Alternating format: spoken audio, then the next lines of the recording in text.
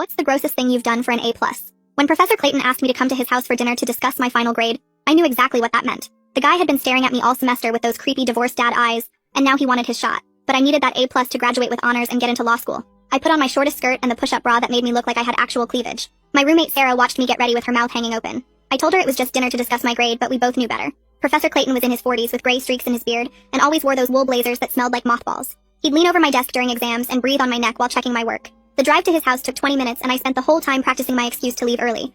I'd tell him my roommate was having a crisis or that I had food poisoning. Something believable but urgent. My hands were shaking when I rang the doorbell. A woman answered. Not just any woman, but a gorgeous blonde in yoga pants holding a dish towel. Behind her, I could see a normal living room with family photos on the walls and toys scattered on the carpet. "You must be Violet," she said with a huge smile. "Arthur's told us so much about you. Come in, come in." My brain couldn't process what was happening. This was Professor Clayton's wife. He had a wife. A hot wife who seemed genuinely happy to see me. I stood there in my hooker outfit feeling like the world's biggest idiot. Did these people want a three-way? "Arthur, Violet's here," she called out. Professor Clayton appeared from the kitchen wearing an apron that said, "Kiss the cook." He looked at my outfit and his eyebrows went up, but he didn't say anything gross. Instead, he shook my hand like we were at a business meeting. "Violet, thanks for coming. This is my wife Janet, and this is our son Andy." That's when I noticed the kid in the wheelchair by the TV. He looked about 17 with the same dark hair as his dad, but his body was twisted in ways that made it clear he couldn't control his muscles properly. An oxygen tank was attached to the back of his chair with tubes running to his nose. "Hi, Violet," Andy said. His speech was slow and took effort, but his eyes were sharp and focused. He was wearing a Spider-Man t-shirt that matched the one I had at home. We sat down for dinner and I kept waiting for the other shoe to drop.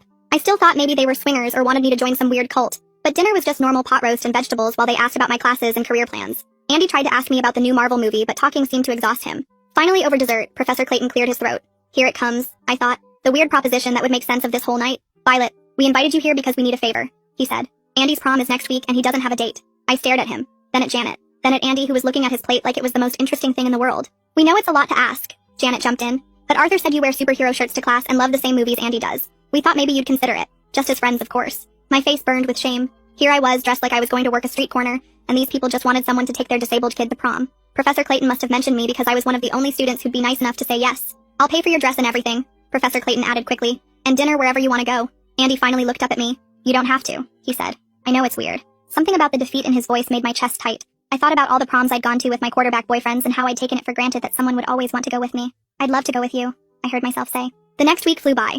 Janet took me dress shopping and we found this gorgeous blue gown that covered everything my slutty outfit hadn't. Andy and I texted about Marvel theories, and he was actually funnier than most guys I knew. When prom night came, I felt weirdly excited. The dance itself was at a hotel ballroom downtown. Andy looked sharp in his tux even sitting in the wheelchair. We slow danced with me kind of swaying while holding his hands. Other kids stared, but Andy didn't seem to notice or care. He was too busy explaining why Iron Man's arc reactor should have killed him with radiation poisoning.